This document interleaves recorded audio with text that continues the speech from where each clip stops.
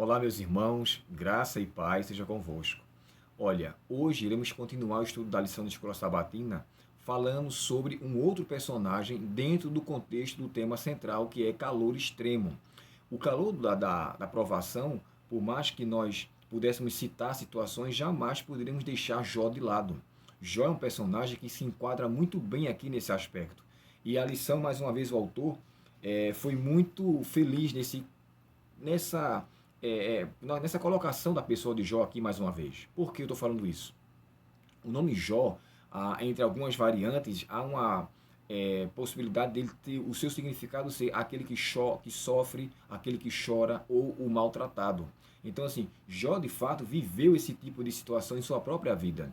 É tanto que, diante do contexto que nós conhecemos da história de Jó, a gente vai entender o quanto ele passou e ele realmente sofreu um calor extremo da provação. Mas antes de tudo, deixa eu falar uma coisa aqui para vocês. O livro de Jó, embora seja focalizado na pessoa de Jó, o livro de Jó nos traz de fato como menção é o caráter de Deus, ou seja, como Deus trata os seus filhos. Deus não simplesmente abençoa seus filhos porque eles são obedientes. E nesse caso aqui, Jó é, através de Satanás, acusado diante de Deus que tudo aquilo que ele tem era porque Deus o abençoava. Ou seja, se Deus tirasse as bênçãos, Jó iria blasfemar, iria negar a Deus, iria então, de fato, ter uma visão de Deus diferenciada. Por quê? Ele já tinha experiência de situações semelhantes a essa, de tal forma que Jó, na concepção de Satanás, seria diferente. Mas vamos entrar aqui no assunto. Capítulo 1 de Jó e o verso 6, o diálogo começa dizendo assim: em um dia em que os filhos de Deus veio perante o Senhor, veio também Satanás no meio deles. E ao chegar até ali, Satanás, ele fala assim, Deus pergunta, de onde você vem? Aí ele fala, de passear a terra e rodear por ela. Gente, Deus sabia ou não sabia de onde Satanás vinha? É claro que ele sabia. Isso é uma pergunta que ele faz para mostrar ao inimigo e ele tornar revelado ou manifesto diante de toda a corte celeste de onde ele se encontrava o que ele de fato estava fazendo ali. Ele não foi convidado, tá? A expressão quando ele fala assim, de onde você vem? É como se você chegasse ali sem ser convidado. O inimigo, quando ali se apresenta, ele não é uma pessoa de honra. Ele chega até ali como que um intruso ou um intrometido. Se alguém me convida para uma festa e eu chego nessa festa, chego para a pessoa, opa, Abel, tudo bom? Como é que você está? É assim que se recepciona. Abel, de onde é que você veio? Ou seja, você veio fazer o que aqui? Essa seria a significação. No caso de Satanás aqui, ele se apresenta diante da corte celeste, né, diante de um dos lugares ali onde Deus se encontrava com o seu povo. Deixa eu só aqui abrir um parêntese. Esse lugar, irmãos, não foi o lugar de onde ele foi expulso, porque o próprio livro do Apocalipse fala assim, e não mais se achou no céu o lugar deles ele fala do caso dos anjos, de Satanás e seus anjos, porque ele não teve mais acesso a lá, mas até a cruz, Satanás teve acesso a alguns lugares onde Deus tinha uma recepção com os seus filhos. Não tenho como lhe dizer onde é que foi esse lugar, porque a Bíblia não menciona, nem o Espírito de Profecia traz revelações sobre esse assunto. Mas em um lugar onde Deus assistia os seus filhos, ele ali foi. Há quem diga que existia ali representante dos mundos, e Satanás foi até ali como que, além de um intrometido, mas um que representasse a terra. Sabemos que Deus colocou Adão neste mundo para ser o representante deste planeta. Porém, quando ele perde essa supremacia pelo fato de ter cedido ao diabo o pecado, ele perde então a sua autoridade. Logo agora, como diz Paulo, o príncipe deste mundo ou Deus deste mundo prevalece. Porém, quando Cristo morre na cruz, o mundo de fato é resgatado e volta a pertencer a Deus novamente, a tal ponto de que quando ele voltar, aqui será o tabernáculo de Deus com os homens, e Deus habitará com seu povo aqui na terra. O planeta Terra será o centro do universo, porque por mais que tenha se desgarrado ou se afastado de Deus, ele foi o único ele foi o único planeta pelo qual Cristo veio a este mundo morrer. Então aqui será o centro de adoração de todo o universo celestial, de todo o universo, todos os mundos que compõem o universo. E em meio a essa situação, quando ele se apresenta e Deus pergunta para ele, ele fala, de onde você vem? Aí ele fala, de rodear a terra e passear por ela. Essa expressão de rodear e passear não é simplesmente estar perambulando ou estar por aqui e por ali, mas ele estava com um tom de investigação. Eu estava passeando pela terra para ver algo, ou para ver se encontrava alguma coisa ali. Essa é a forma implícita que Satanás quis dizer. É por essa causa que Deus então responde para ele: tem visto meu servo Jó? Ou seja, você tem perambulado e pesquisado, avaliado, mas viu ele? Aí ele começa a dizer: não há na terra ninguém semelhante a ele. Aí ele fala: homem íntegro, reto, temente a Deus e que se desvia do mal. Irmãos, só esses adjetivos que Deus fala de Jó, né, que são semelhantes ao que o próprio Moisés descreveu logo no início, daríamos para demorar muito tempo aqui.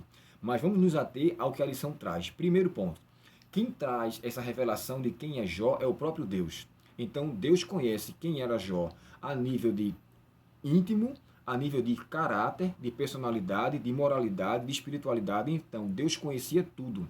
Mas Satanás quis mostrar a Deus e a todos que estavam presentes que Jó só era o que ele era porque Deus o abençoava muito. Ou seja, Deus dava tudo para Jó.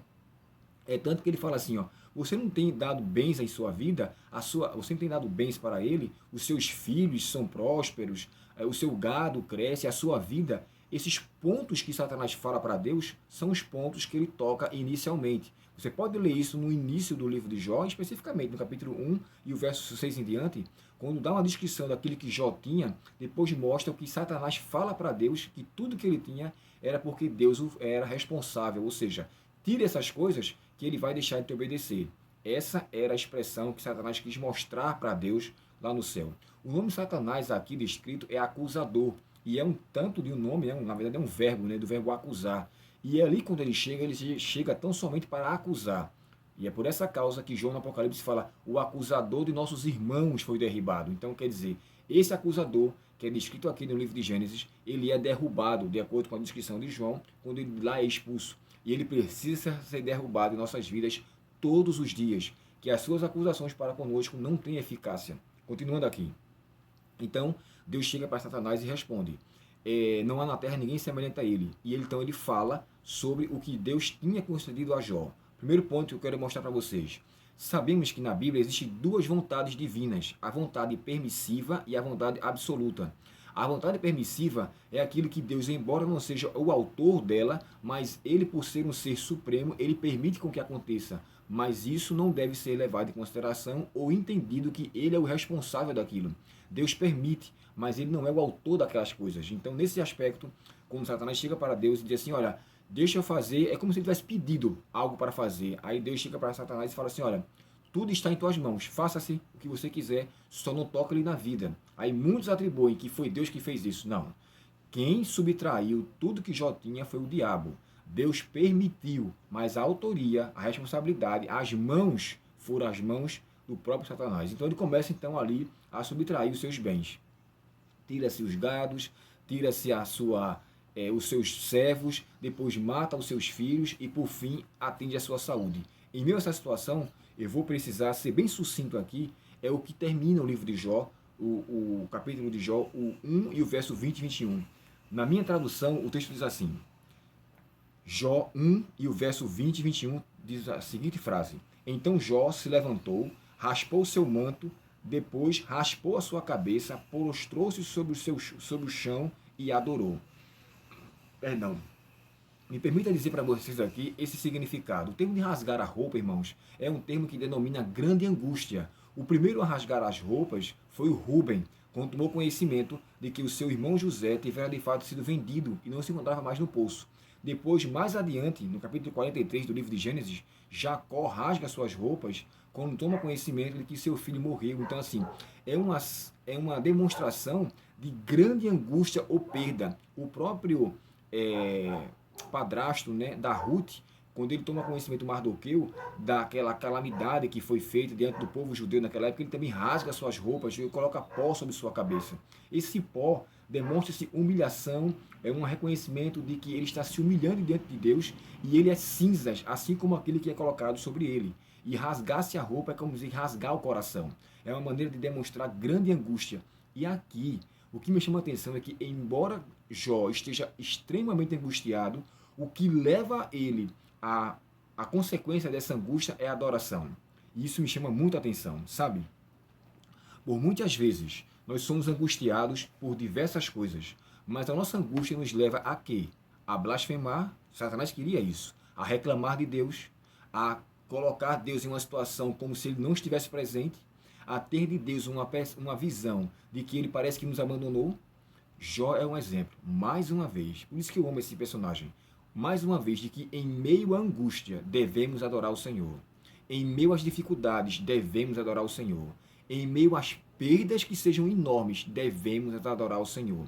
Sabe, Satanás foi desmascarado aqui, porque ele mostrou todo, ele quis mostrar a todos os seres celestes que estavam com Deus naquele concílio, que Jó, ele respeitava ou adorava a Deus porque ele era interesseiro. Então Deus só abençoava porque Jó era daquele jeito, era um trocadilho.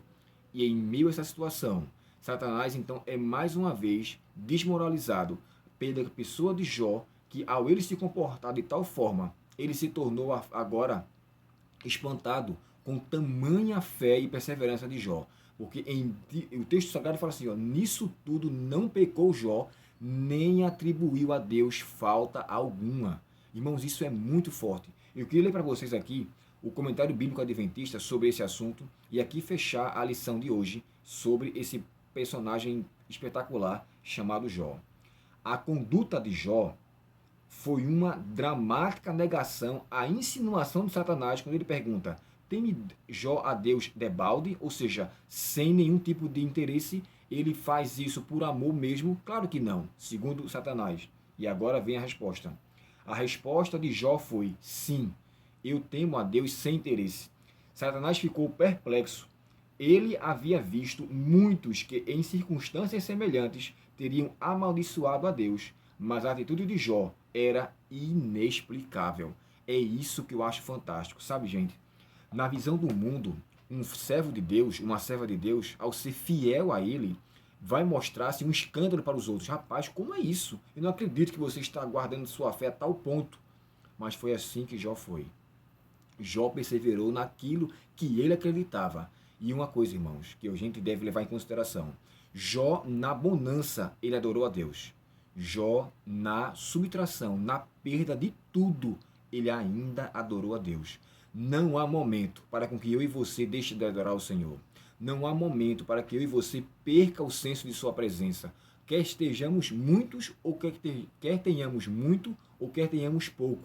Não perdemos o senso da grande presença de Deus em nossa vida. O próprio Paulo chegou a dizer isso, não foi? Quando em suas palavras falou assim, eu sei ter riqueza, sei ter fartura, eu sei me comportar de tal forma, e no final ele fala, posso todas as coisas naquele que me fortalece. Em suma, Paulo descreve que em meio às subtrações e somas, ele não perdeu a sua identidade. E aqui eu faço um apelo para você.